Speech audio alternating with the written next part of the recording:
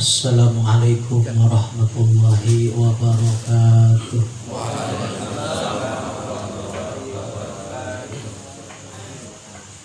Alhamdulillahi wa kafa, wassalatu wassalamu ala rasulil mustafa Sayyidina Muhammadin wa ala alihi wa ashabihi ahli sidqi wal wafa. Allahumma salli wa sallim wa barik ala Sayyidina Muhammadin al-fatih lima ughliqal khatim lima sabaq nasiril haq bil haq wal hadi ila siratikal mustaqim wa ala alihi wa ashabihi haqqa qadrihi wa miqdarihil azim, amma ba'du.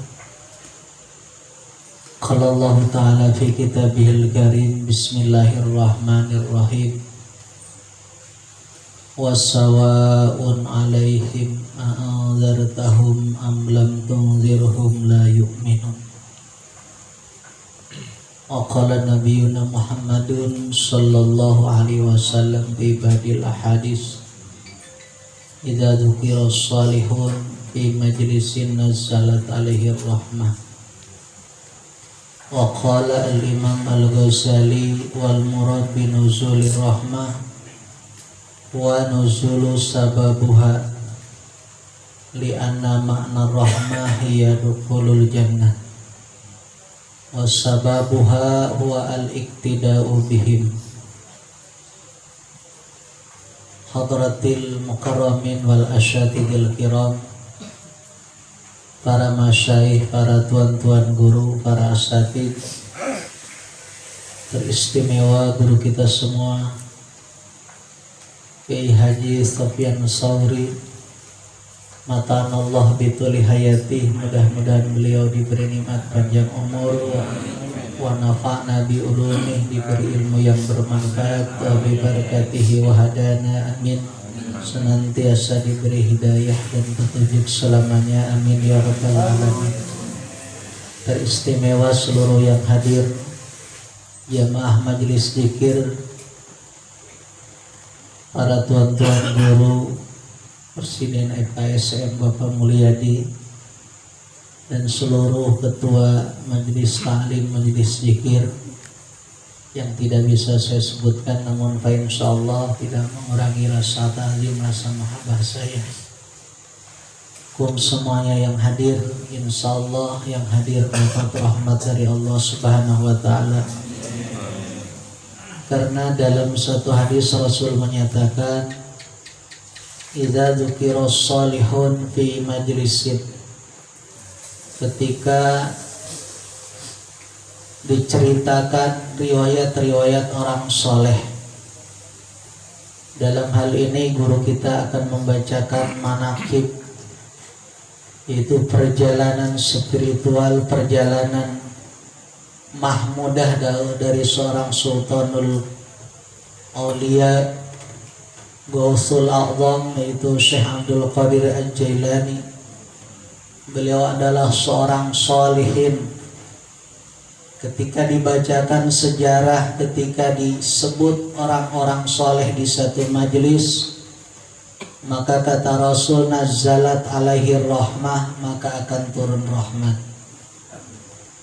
Imam Al-Ghazali mengomentari hadis ini dengan bahasa, wal murad binuzuli rahmah wa nuzulu sababiha. Yang dimaksud turunnya rahmat adalah turunnya penyebab rahmat. Li'anna makna rahmah hiya duhulul jannah. Karena pada dasarnya makna rahmat adalah masuk surga. Jadi yakin yang selalu dibacakan manqabah Syekh Abdul Qadir, insyaallah masuk surga, amin. Karena menurut Al-Imam Al-Ghazali, wal murad binuzuli rahmah wa nuzulu sababiha.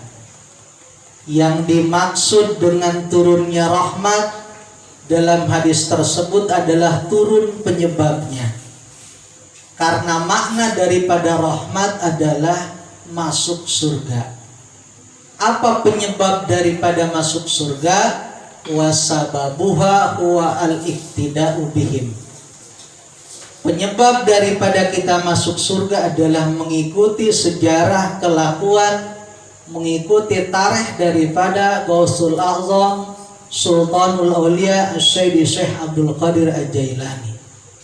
Insyaallah mudah-mudahan ini menjadi asbab wasilah kita masuk surga semua, amin.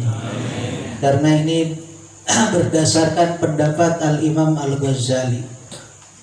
Kaza maqalahu Abu Ya. Hadirin kaum muslimin yang berbahagia, selanjutnya saya akan melanjutkan kajian ilmu tafsir masih suratul Yasin dalam ayat kemarin.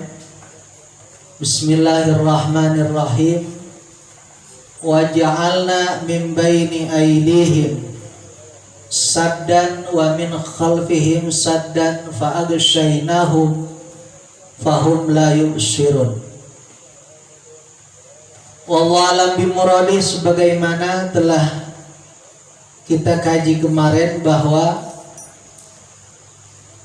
maksud wallahu alam bimuradi wa ja'alna min baini aydihim, kata Allah, aku telah menjadikan di depan orang-orang kafir Quraisy, wa min khalfihim, dan di belakang mereka, saddan, penutup, fa'aghshaynahum, maka dengan penutup tersebut mereka tidak melihat, tertutupi penglihatan mereka, fahum la yubsirun, mereka tidak bisa melihat. Nah, sebagian ahli tafsir menyatakan bahwa asbabun nuzul daripada ayat ini adalah ini terjadi kepada Abu Jahal dan keronco-keronconya, bahwa ketika Abu Jahal bersumpah di depan Bani Mahzum, bahwa kata Abu Jahal, lain ra'aitu Muhammadan yusalli la ardakhanna ra'sahu bil hajar. Andai, dengarkan wahai Bani Mahzum, andai aku lihat Muhammad sedang sholat, maka aku akan tiban kepalanya dengan batu. Dan ternyata kejadian tersebut terrealisasi. Rasul sedang sholat, maka Abu Jahal dengan keronco-keronconya seraya dengan besar kepala bilang, lihat Muhammad lagi sholat, saya akan tiban kepalanya. Tapi ketika batu itu akan ditibankan ke kepala Rasul, maka batu itu mendadak nempel di tangan Abu Jahal. Dan Abu Jahal tidak bisa melempar Rasul dengan batu, batunya malah nempel dan batu tersebut sampai dibawa ke teman-temannya. Kemudian yang kedua, sahabat Abu Jahal juga mencoba ketika ingin meniban batu dengan batu besar kepada Rasul ketika Rasul sholat, namun yang terjadi adalah sahabat Abu Jahal ini tidak bisa melihat. Rasul hanya terdengar suaranya, walakin sami'tu sautahu, aku hanya mendengar suara Muhammad, wa hala baini wa bainahu syai'un kahyatil ijli, tapi aku hanya bisa melihat pantat sapi besar, seakan-akan pantat tersebut mau melahapku. Nah, semenjak kejadian tersebut, ketika Abu Jahal dan Bani Mahzum hendak mencelakai Rasul, maka Nabi Muhammad tidak bisa terlihat. Itu yang menjadi asbabun nuzul. Wa ja'alna min baini aydihim saddan wa min khalfihim saddan fa aghshaynahum fahum la yubsirun. Wa murabi ruhina sahamin bin Muhammad ad-Du'aib al-Jilani wa ahli silsilatihi. Surillahum al-Fatiha. A'udzu billahi minasy syaithanir rajim. Bismillahirrahmanirrahim. Alhamdulillahi rabbil alamin arrahmanir rahim. مالك يوم الدين إياك نعبد وإياك نستعين اهدنا الصراط المستقيم صراط الذين أنعمت عليهم غير المغضوب عليهم ولا الضالين اغفر لنا ولوالدينا آمين. Bismillahirrahmanirrahim. Menqobah ke-23 menceritakan turunnya maidah, turunnya makanan dari langit. Ya. Diceritakan ketika Syekh Abdul Qadir bertapa 40 hari beliau tidak memakan, beliau tidak makan serta tidak minum makanan-makanan duniawiyah, kecuali andai kata turun makanan dari langit. Ini turun makanan dari langit itu barang yang mungkinul wujud, mungkin adanya, mungkin tidak adanya, bukan barang yang mustahilul wujud. Apalagi pada tahapan-tahapan insan-insan yang kharib, yang sudut pandangnya, kejiwaannya, hatinya sudah kharib, maka itu hal-hal yang biasa-biasa saja.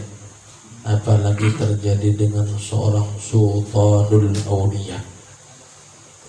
Jadi ketika Syekh Abdul Qadir bertapa di Tegalan, tidak pernah makan makanan duniawiyah, tidak, ya, tidak pernah. Makanan duniawiyah itu makanan seperti kita, ya, nggak pernah makan nasi, nggak pernah makan gandrum, nggak pernah makan buah-buahan, ya, apalagi lauk-laukan, apalagi makan pedas, nggak pernah, ya, nggak pernah dia makan kecuali makanan yang turun dari langit, ya.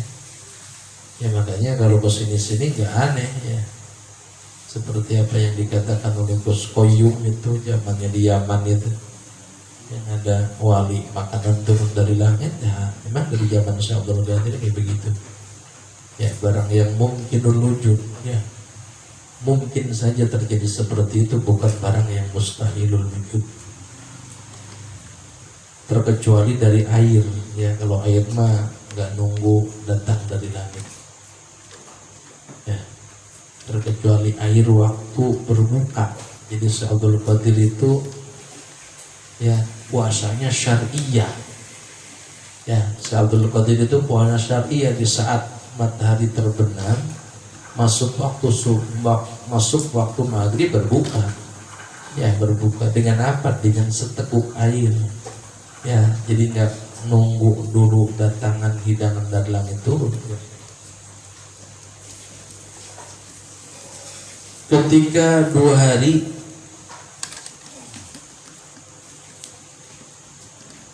lagi kepada 40 hari, 2 hari lagi, ya, katakanlah tirakatnya beliau, mujahadahnya beliau, bertapaknya beliau akan selesai. Tiba-tiba langit terbuka, ya. Tiba-tiba langit terbuka, tiba-tiba datanglah seorang laki-laki membawa wadah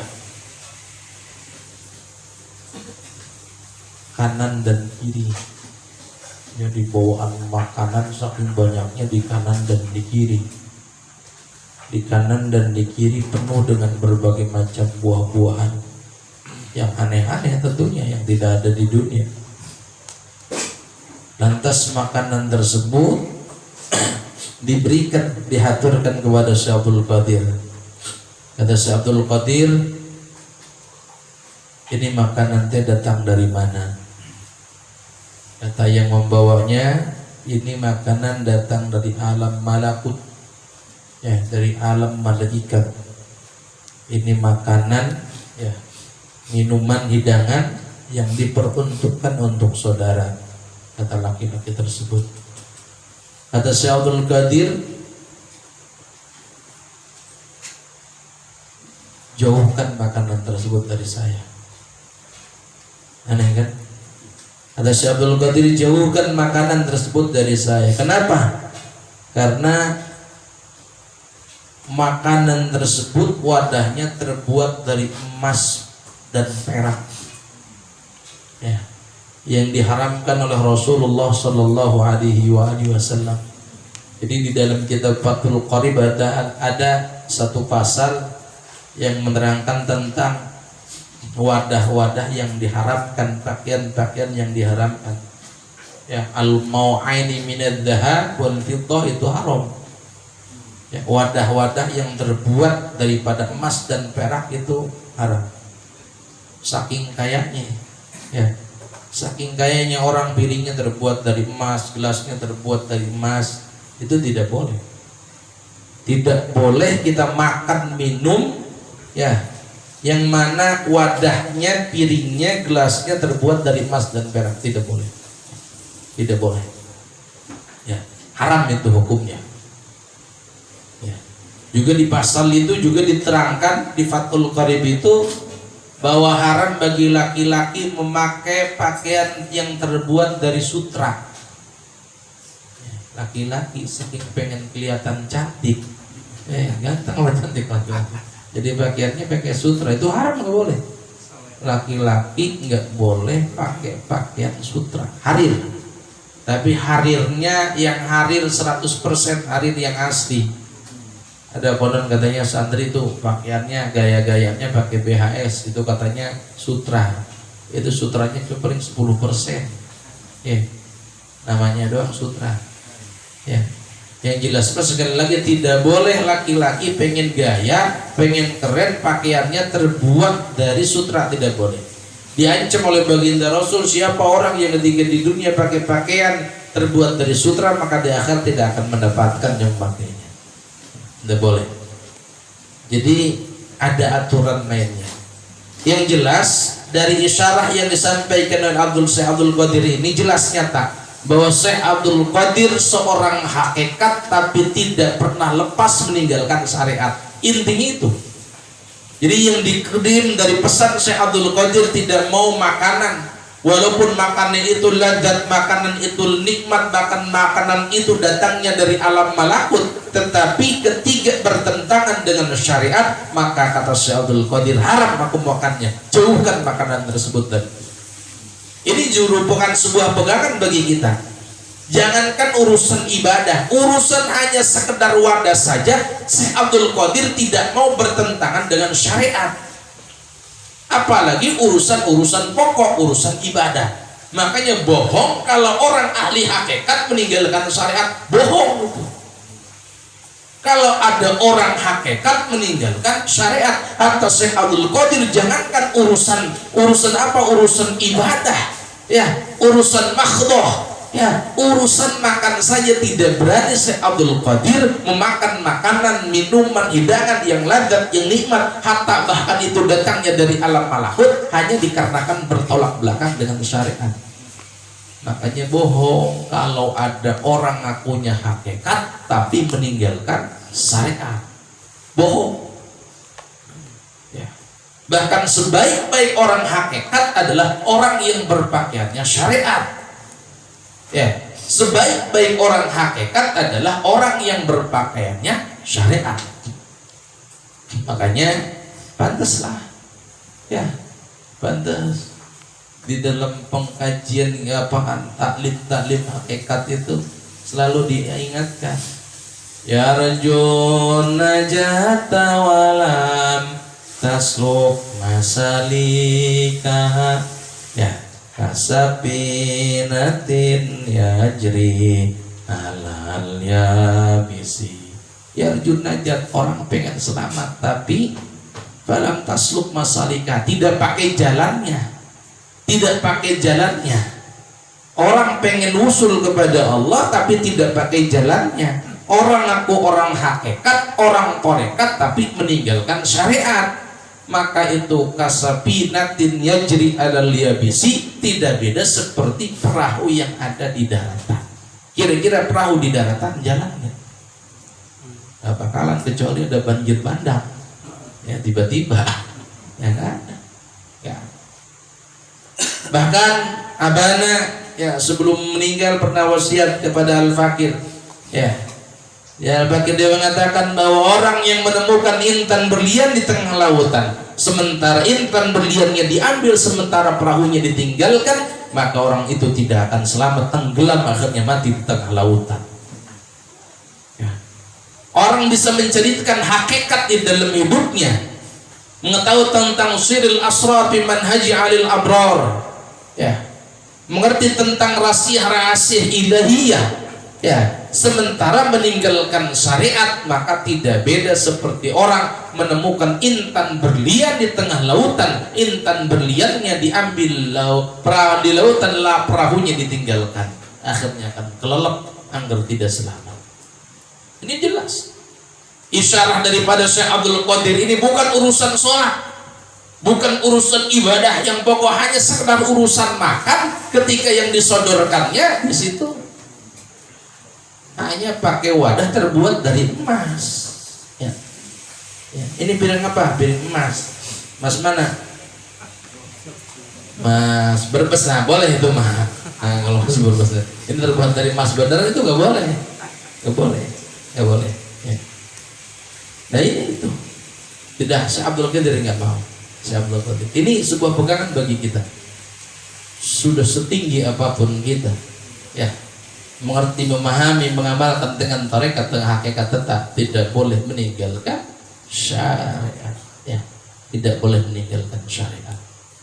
Abdul Qadir makan saja tidak mau pakai amparan yang emas, tidak mau. Saya dan Abdul Qadir jauhkan itu makan dariku. Diharamkan bagiku karena Rasul mengatakan tidak memperbolehkan makanan, ya, minuman yang dimana sajikan dengan wadah emas atau perak. Tidak jadi Abdul Qadir. Pas ketika mau makan, datang waktu maghrib, datang lagi kembali malaikat, ya, membawa wadah penuh dengan makanan, ya. Kata malaikat tersebut, Syekh Abdul Qadir ini jamuan dari Allah, jamuan langsung dari Allah untuk engkau untuk berbuka, ya. Diberikan Syekh Abdul Qadir tanpa wadah emas, tanpa wadah perak, itu diterima oleh Syekh Abdul Qadir, ya. Makanya kalau kita ingin menjadi termasuk murid Syekh Abdul Qadir, maka pegang teguhlah apa yang menjadi prinsip-prinsip dasar Syekh Abdul Qadir, ya. Karena apa yang kita lakukan ini tidak semata-mata karena ingin kita termasuk dicatat sebagai muridnya Syekh Abdul Qadir. Karena Syekh Abdul Qadir itu mempunyai buku catatan yang panjangnya, buku itu sejauh mata memandang, panjang luar biasa, lebar luar biasa, gede luar biasa. Untuk apa Syekh Abdul Qadir punya buku tersebut? Buku itu adalah isinya catatan-catatan nama-nama muridnya.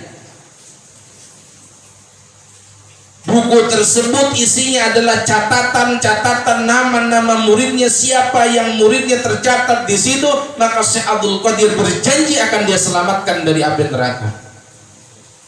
Bahkan ketika nanti semuanya proses ukhrawiyah terjadi, ahli sa'adah, kebaikan masuk surga, ahli syaqwah masuk neraka, Syekh Abdul Qadir disuruh masuk surga nggak mau, dia nunggu di pintu neraka.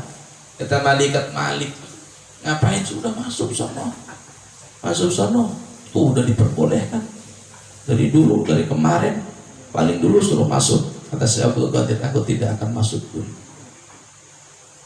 Sebelum apa? Sebelum aku melihat bahwa semua muridku, memastikan tidak ada satupun muridku yang nyasar masuk neraka. Syekh Abdul Qadir nungguin di neraka, bukan nunggu di surga. Dia yang lewat satu persatu dilihat, ini murid saya bukan, ini murid saya bukan. Hatta ketika semuanya sudah selesai, Syekh Abdul Qadir masih nongkrong di neraka. Udah masuk, kata malaikat, Malik ngapain sih di situ? Enggak, saya nungguin takut ada murid saya nyasar. Sebelum semuanya kelar, Ya, sebelum semuanya kelar saya masih takut, nanti takut ada murid saya yang nyasar. Makanya saya nunggu di sini. Makanya kita istiqomah. Saya istiqomah di majlis ini, kata kita pengen bahwa kita dicatat salah satu murid daripada Syekh Abdul Qadir Jailani Qaddasallah. Makanya buktikanlah konsistensi kita terhadap ajarannya. Buktikanlah kecintaan kita kepadanya. Ya. Buktikanlah kecintaan kita kepada Syekh Abdul Qadir dengan istiqomah membaca manaqib, mendengarkan manaqib. Ya.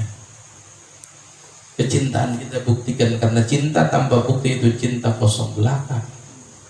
Cinta tanpa pengorbanan cinta kosong. Cinta tanpa pengorbanan cinta kosong. Jangankan kepada Syekh Abdul Qadir Jailani sama istri di rumah.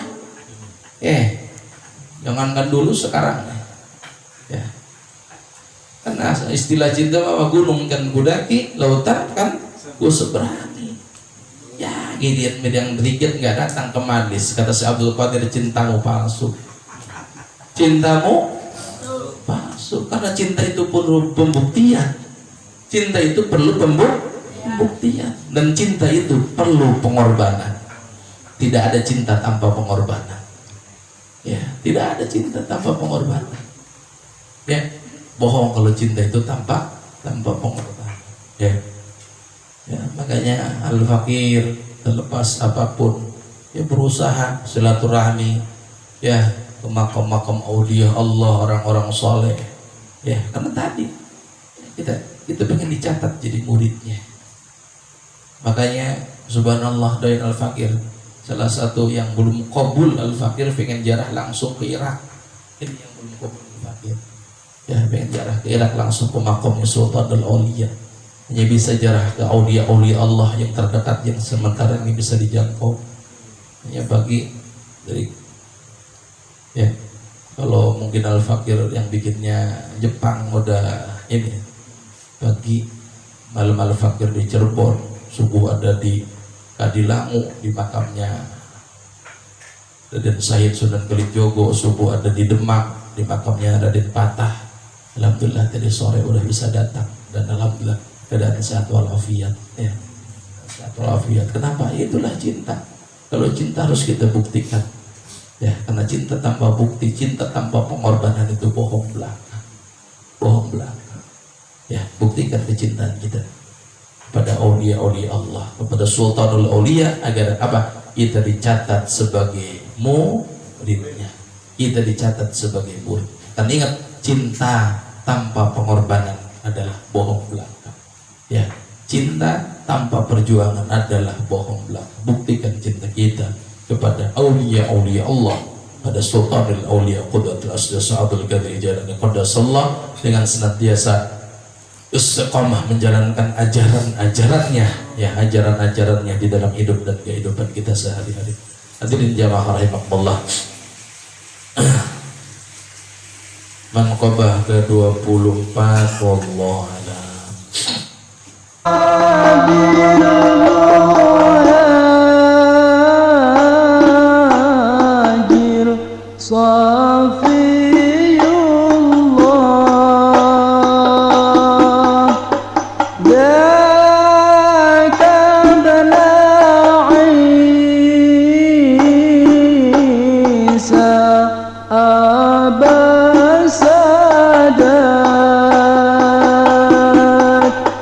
ثم المقدم